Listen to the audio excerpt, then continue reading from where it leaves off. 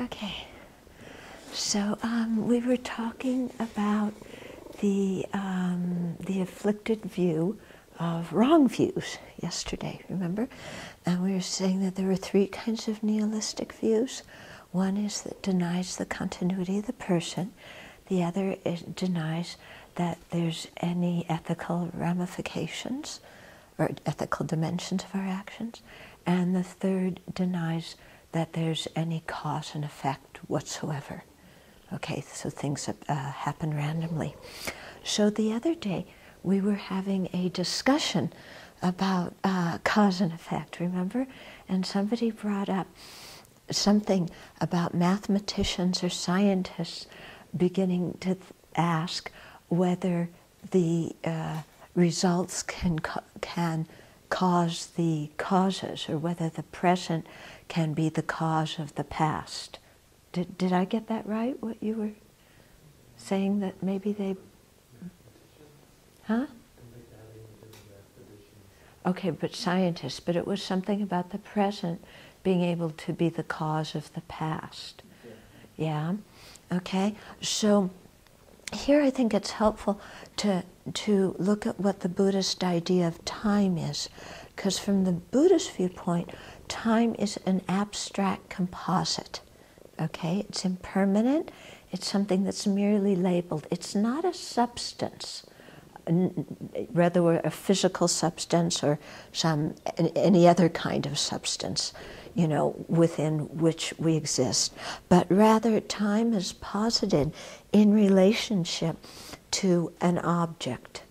Okay, so if we talk about the camera here, yeah, the past in relationship to the camera is what has arisen and has already ceased.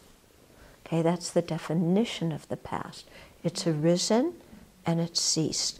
The present has arisen and has not yet ceased. And the future has not yet arisen. Okay? So by the very definition of the past, it's arisen and it's ceased.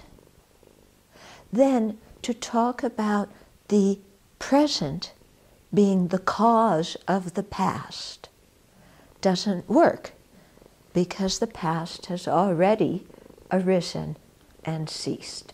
And something that has arisen cannot arise again, because everything is impermanent. You know, it arises, abides, and ceases in the same moment. Once that has happened, it can't happen again. You may have another moment in a similar continuity of something, and that second moment may resemble the first one. But something that has arisen and already ceased cannot arise again. Okay, by the definition of what the past is, because the past isn't some kind of substance. You know, I mean, I remember when I was a kid, there was this idea of time machines, and it was like the time was some kind of substance, and well, the past could be going on.